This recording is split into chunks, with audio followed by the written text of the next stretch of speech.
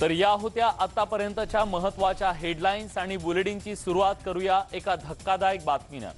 गेल्या वर्षभरापासून कोरोनानं थैमान घातलं जगात आणि या कोरोनाच्या संदर्भातली अनेक संशोधनं जगभरात सुरू असताना लॅन्सेट या जगप्रसिद्ध नियतकालिकामध्ये एक संशोधन आता प्रसिद्ध झालेलं आहे आणि हे संशोधन आपल्या सगळ्यांसाठी अत्यंत महत्त्वाचं आहे, कारण कोरोनाचा फैलाव नेमका कुठल्या मार्गाने होतोय याचा शोध घेतल्यानंतर आता हे लक्षात येतंय की कोरोनाचा फैलाव हवेतून सुद्धा होतोय।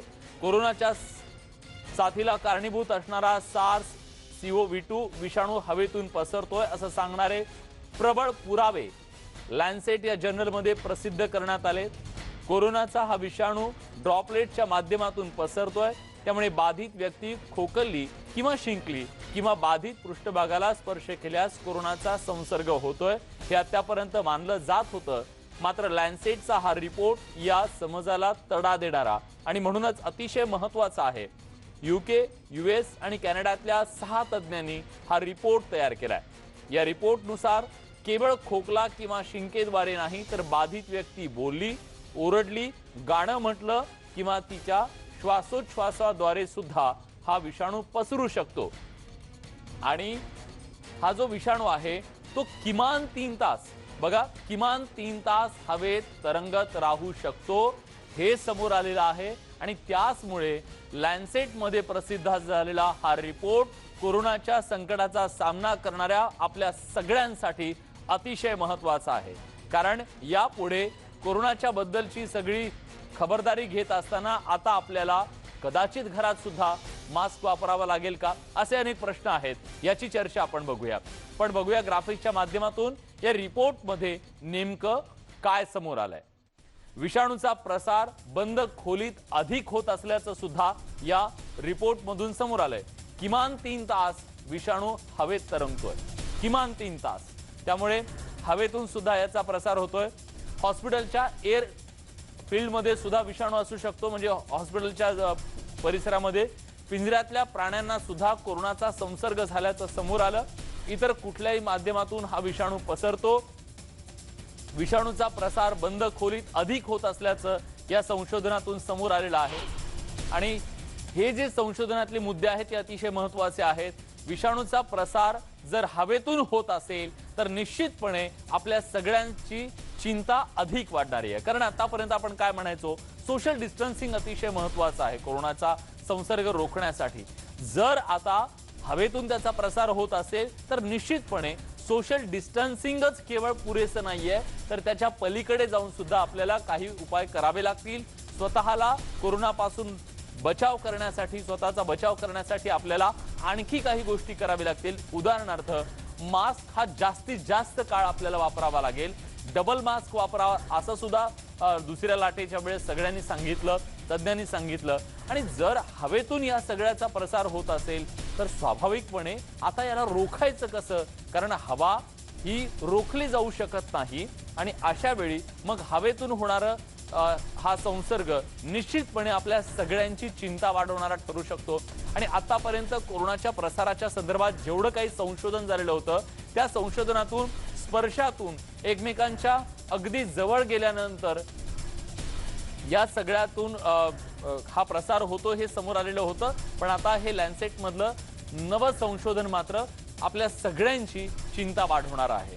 डॉक्टर पल्लवी सापळे आता आपल्या सोबत आहेत, ज्यांनी गेले वर्षभर कोरोनाच्या या सगळ्या संकट काळामध्ये महत्त्वाची भूमिका बजावलेली आहे।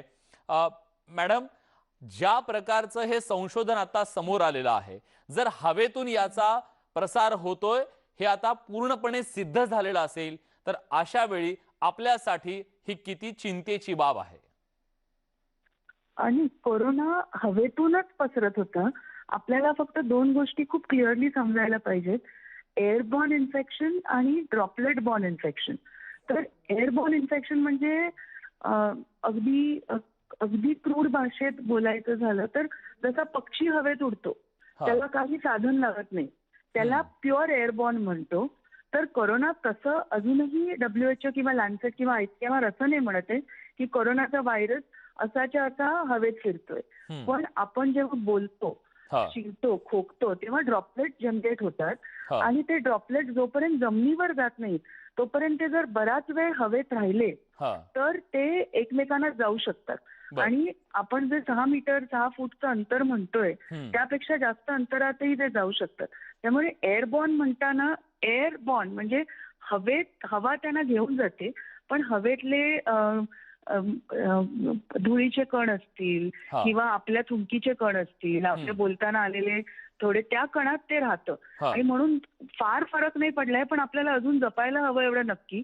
आणि म्हणूनच म्हणतात की जर 20 लोक एका बंद खोलीत किंवा एसी खोलीत असतील तर करोना पसरण्याचे चान्सेस जास्त आहेत.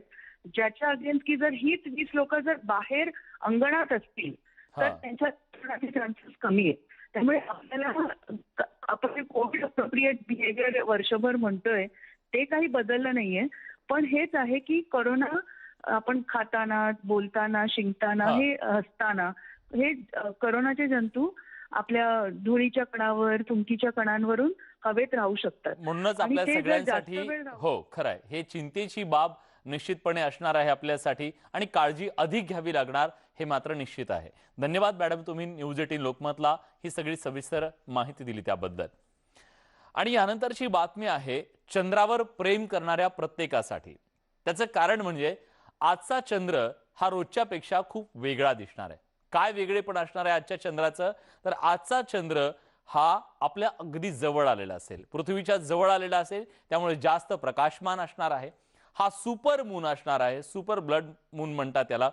आणि आज हा चंद्र जर तुम्ही निरखून बघितला तर तो रोजच्या पेक्षा खूप वेगळा दिसणार आहे. त्याचं सौंदर्य अधिक खुलून दिसणार आहे. आणि ज्यांना ज्यांना हा चंद्र आवडतो त्यांना आज जेव्हा ते आकाशात बघतील चंद्राकडे तेव्हा तो अधिक आवडू शकतो. त्यामुळे आजच्या या चंद्राचं दर्शन पृथ्वीवरच्या अनेक ठिकाणाहून, खरं तर चंद्रग्रहण सुद्धा आज आहे आणि चंद्र पृथ्वीच्या जवळ येणार असल्यामुळे तो मोठा दिसणार आहे. आणि त्याचबरोबर चंद्रग्रहण फक्त थोड्या काळासाठी भारतात दिसेल. ते पूर्व भारतातल्या काही भागात, पश्चिम बंगाल, ओडिशा आणि अंदमान निकोबारच्या बेटांवर काही भागात पाहिलं जाऊ शकतं. हे चंद्रग्रहण संध्याकाळी 7:19 संपणार आहे. मात्र आपल्याला संध्याकाळपासून सुपर मून मात्र पाहता येणार.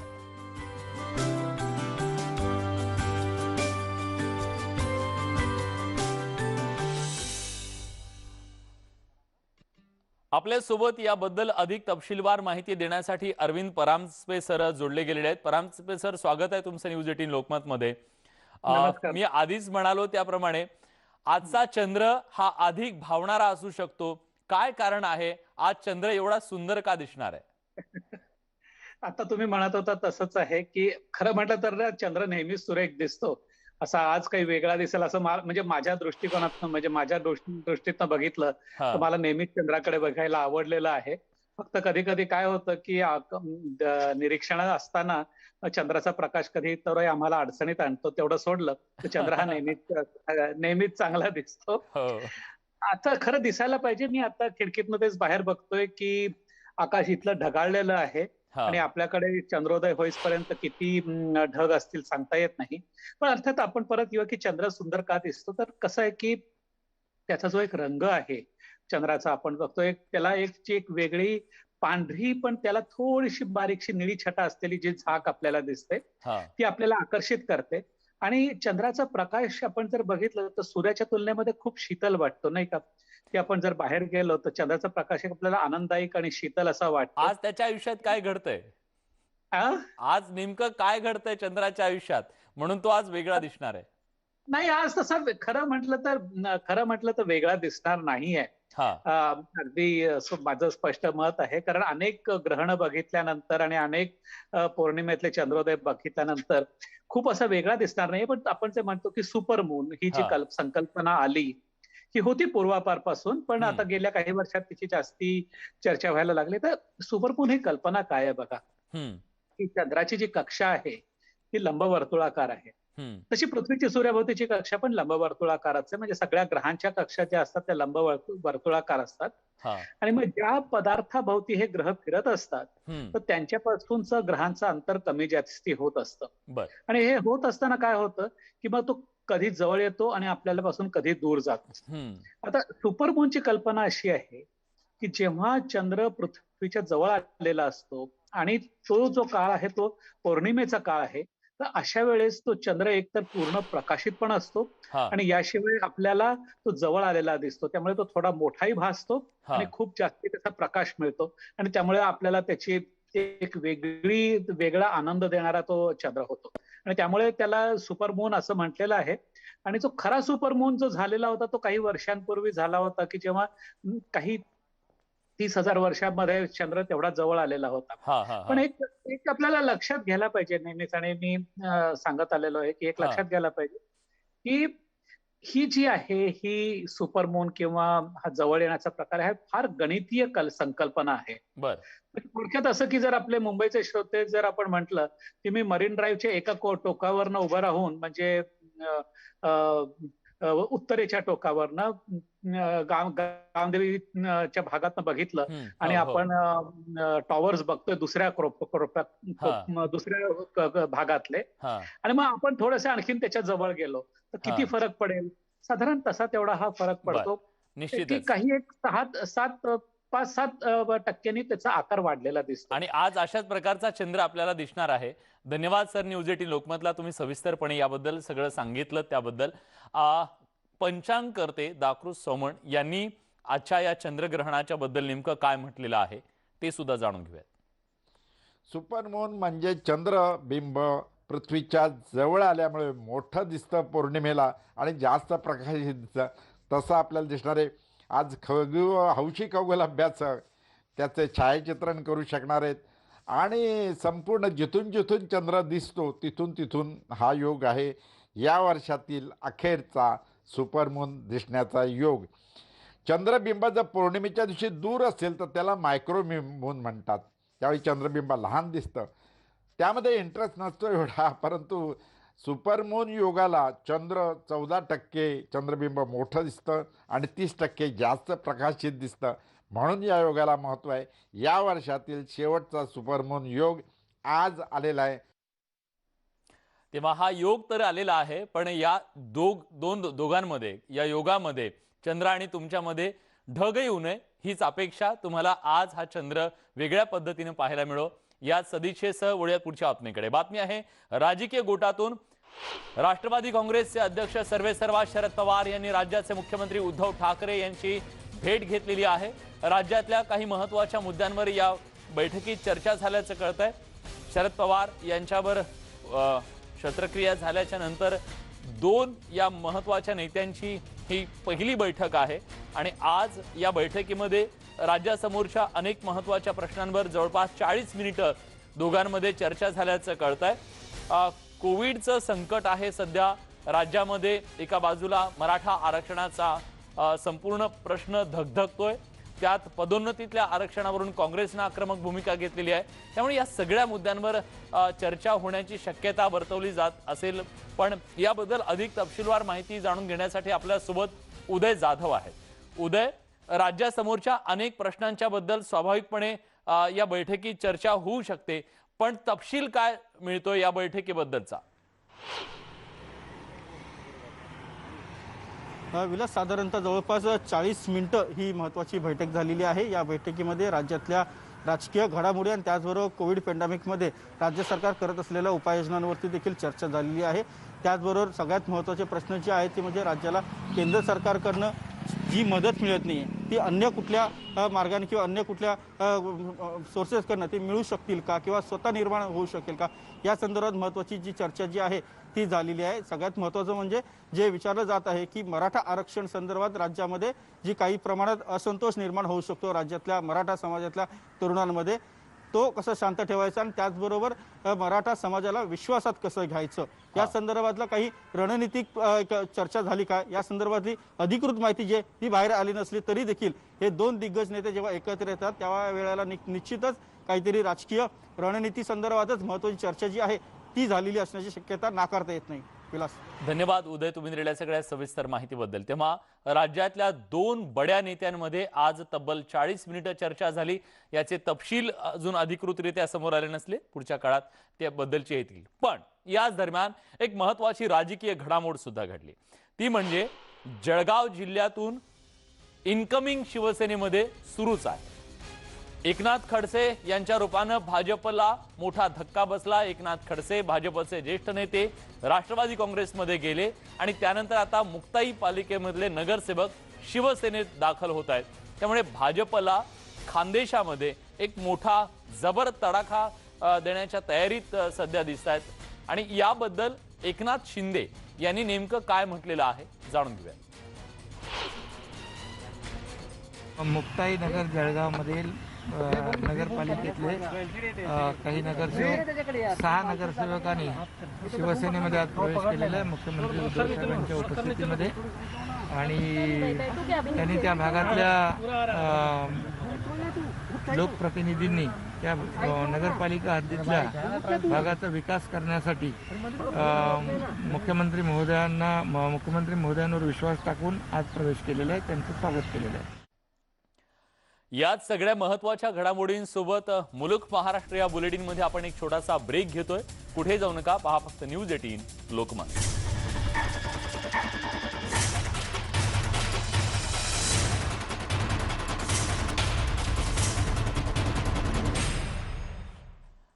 ब्रेक नंतर तुमचं पुन्हा एकदा स्वागत। तुम्ही पाहताय न्यूज 18 लोकमतवर मुलुक महाराष्ट्र आणि यानंतर बातमी एका भेटीची आहे। खासदार छत्रपती संभाजीराजे हे उद्या मराठा आरक्षणाच्या संदर्भात राष्ट्रवादी काँग्रेसचे अध्यक्ष शरद पवार यांची सिल्वर वोक या निवासस्थानी भेट घेणार असल्याचं कळतंय। सकाळी 9:30 वाजता या दोन नेत्यांमध्ये बैठक होणार असल्याचं कळतंय। छावा संघटनेचे प्रमुख धनंजय जाधव आता आपल्या सोबत आहेत। धनंजयजी, या दोन नेत्यांची मराठा आरक्षणासारख्या महत्त्वाच्या प्रश्नावर होणारी ही भेट किती महत्त्वाची आहे? नक्कीच आदरणीय छत्रपती संभाजी महाराजांना हा मराठा आरक्षणाचा निकाल आल्यानंतर तुम्ही पाहिला असेल की मराठा आरक्षणाच्या बाबतीमधली भूमिका घेण्यासाठी महाराष्ट्रभरातला हा दौरा केलेला आहे। त्या ठिकाणी असणारे अभ्यासक असतील, समन्वयक असतील, मराठा समाजातले जुने चळवळीतले सहकारी असतील, यांच्या सर्वांची अशी चर्चा करून काही अजेंडा त्यांनी ठरवलेला आहे आणि तो 28 तारखेला डिक्लेअर करणार आहेत। परंतु हे होत असताना या निकालामध्ये किंवा मराठा आरक्षणाच्या चळवळीमध्ये राजकीय पक्षांची भूमिका ही सर्वात महत्त्वाची आहे। कारण की कायदा जो बनतो किंवा ही इच्छाशक्ती हे राजकीय नेत्यांची असणं अपेक्षित आहे। त्या अनुषंगाने उद्या आदरणीय पवार साहेबांची भेट होत आहे। ही भेट होत असताना तुम्हाला सर्वांना माहितीच आहे की राज्यातलं पवार साहेबांचं वजन, केंद्रातलं पवार साहेबांचं वजन, ते पाहता आजवर पवार साहेबांनी ज्या भूमिका घेतल्या पाहिजे होत्या त्या घेतलेल्या दिसत नाहीत। या भेटीच्या नंतर आदरणीय मुख्यमंत्री उद्धवजी ठाकरे असतील, विरोधी पक्षनेते देवेंद्रजी फडणवीस असतील, यांची देखील भेट होणार आहे। परंतु या भेटी होत असताना संभाजी महाराज वारंवार सांगत आहेत की आता ही लढाई लोकांना वेठीस धरण्यापेक्षा, राजकीय नेते तुझं माझं करण्यापेक्षा केंद्रावर भूमिका काही जण ढकलतात, केंद्रातले काही लोक राज्यावर भूमिका ढकलतात, हे करत बसण्यापेक्षा ही लोक मार्ग कसा काढतील या अनुषंगाने आम्हाला सर्वांना या बैठकीकडे महत्त्वाच्या दृष्टीने पाहावं वाटतं। परंतु धनंजयजी यामध्ये महत्त्वाचा दुवा म्हणून काम करावं। धनंजयजी, याबद्दल आतापर्यंत शरद पवार यांनी कुठल्याही प्रकारचं वक्तव्य केलेलं नाही। जेव्हापासून आरक्षण रद्द झालेलं आहे तेव्हापासून या बैठकीच्या नंतर शरद पवार यांची या आरक्षणाबद्दलची भूमिका स्पष्ट होईल असं वाटतंय? भूमिका स्पष्ट होईल का नाही याबाबत नक्कीच खरंच विचारात पडावं लागेल। कारण की आजवरती पवार साहेबांची जर आपण त्यांची काम करण्याची पद्धत पाहिली तर ते मितभाषिक कमी बोलतात या विषयावरती। परंतु मराठा समाजाला त्यांच्याकडनं अपेक्षा आहे नक्की पवार साहेब तुम्ही गप्प का आहात, जर प्रश्न सोडवायचा आहे तर तुमच्यासारख्या जाणत्या माणसाने, जाणत्या नेतृत्वाने याविषयी काहीतरी भूमिका मांडली पाहिजे। आणि मला असं वाटतं की माननीय संभाजीराजे ही देखील जी भूमिका मांडणार आहेत हे सर्व पक्षांना बोलतं कसं करता येईल या अनुषंगाने हा प्रश्न सोडवला कसा जाईल यासाठी ही भेट संभाजी महाराजांच्या महत्वाने असेल किंवा समाजाच्या अंगाने असेल ही महत्वाची आहे। छत्रपती संभाजीराजे यांनी महत्वाची भूमिका घेतलेली आहे, पुढाकार घेतलेला या प्रश्नामध्ये। बघूयात की सर्व राजकीय पक्ष उद्या नेमकी काय भूमिका मांडतात त्याबद्दल।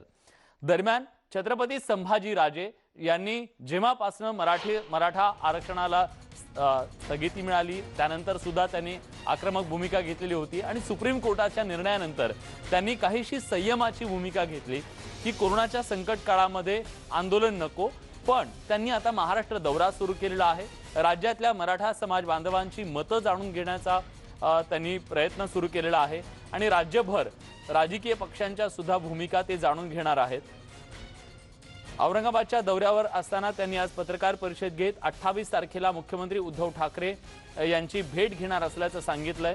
वाद करत राहण्यापेक्षा मराठा समाजाला आरक्षण मिळवून देण्यासाठी प्रयत्न करावे, कारण सुप्रीम कोर्टाच्या निर्णयामुळे मराठा समाजात अस्वस्थता आहे।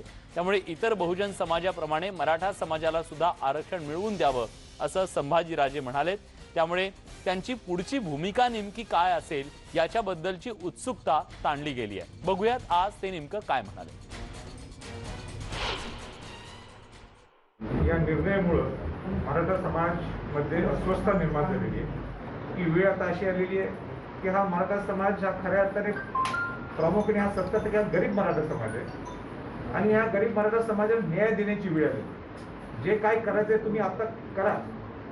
मला सांगा, इतर बहुजन समाजातल्या लोकांना जो न्याय मिळतो तोच मराठा समाजाला न्याय मिळून दे, हीच आमची भूमिका आहे। मी एक समाजाचा घटक आहे। ही काय संभाजी छत्रपतींची भूमिकापेक्षा समाजाची काय भूमिका आहे हे मांडण्यासाठी माझा प्रयत्न चालू आहे। आता अनेक 3-4 दिवस माझे दौरे आहेत। परवा दिवशी मी प्रेस कॉन्फरन्स घेणार आहे, मुख्यमंत्र्यांना सुद्धा भेटणार आहे, विरोधी पक्षनेत्यांना भेटणार आहे, शरद पवारजींना भेटणार आहे। सगळ्या माझी भेटीगाठी होतीलच, पण यातनं नेमकं पुढं कसं जायचं, माझं तुझं करण्यापेक्षा तुम्ही समाजाला काय देऊ शकता, म्हणजे राज्य असो काय केंद्र असो, ही भूमिका मांडण्यासाठी आमचा 28 तारखेला माझा प्रयत्न राहणार आहे। एका बाजूला मराठा आरक्षणाच्या मुद्द्यामुळे ही सगळी अस्वस्थता असताना दुसऱ्या बाजूला पदोन्नतीतल्या आरक्षणाच्या मुद्द्यावरून राज्य सरकारमध्ये घमासान सुरू झालंय। हे घमासान आहे काँग्रेस आणि राष्ट्रवादी काँग्रेसमधलं। पदोन्नतीतल्या आरक्षण रद्द करण्याचा निर्णय घेतल्याच्या नंतर काँग्रेसने आता अत्यंत आक्रमक अशी भूमिका घेतलेली आहे आणि आज राज्य सरकारला त्यांनी अल्टिमेटम सुद्धा दिल्याचं कळतंय। कुठल्याही परिस्थितीत 7 मेचा जो GR आहे तो रद्द करावा अशी मागणी काँग्रेसने केलेली आहे। पदोन्नती आरक्षण यावरून काँग्रेसने ही आक्रमक भूमिका घेतल्यानंतर आता महाविकास आघाडीतल्या मतभेदांवर प्रश्नचिन्ह निर्माण झालंय। राज्य सरकारने 7 मेचा पदोन्नती अध्यादेश रद्द केला नाही तर काँग्रेस अत्यंत कठोर भूमिका घेण्याच्या मनस्थितीत असल्याचं सूत्रांनी सांगितलंय। काँग्रेस पक्षाचे मंत्री उद्या कॅबिनेट बैठकीत आक्रमक भूमिका घेणार असल्याचंही कळतंय। मुख्यमंत्र्यांची भेट घेतल्यानंतर आम्ही भूमिका स्पष्ट करू असं काँग्रेसचे प्रदेशाध्यक्ष नाना पटोलेंनी म्हटलंय। संविधान रक्षण करणं ही काँग्रेसची ठाम भूमिका असून त्यात सत्ता हा मुद्दा नाही असा इशाराच पटोलेंनी मुख्यमंत्री आणि उपमुख्यमंत्र्यांना दिलाय।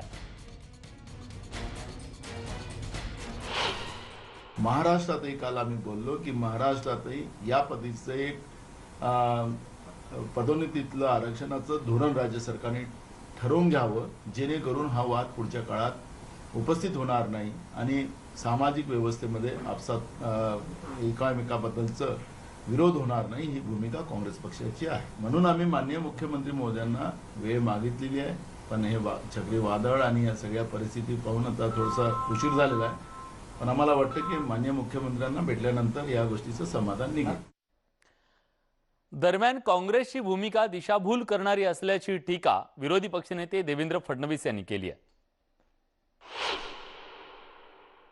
याच्यात अतिशय स्पष्ट एवढंच आहे की या संदर्भात राज्य सरकारची भूमिका दुटप्पी आहे। यांचा सामाजिक न्याय हा बोलण्याकरता वेगळा आहे आणि कृतीमध्ये वेगळा आहे आणि या ठिकाणी हे ठरवून करतात, एकाने असं वागायचं आणि दुसऱ्याने असं वागायचं।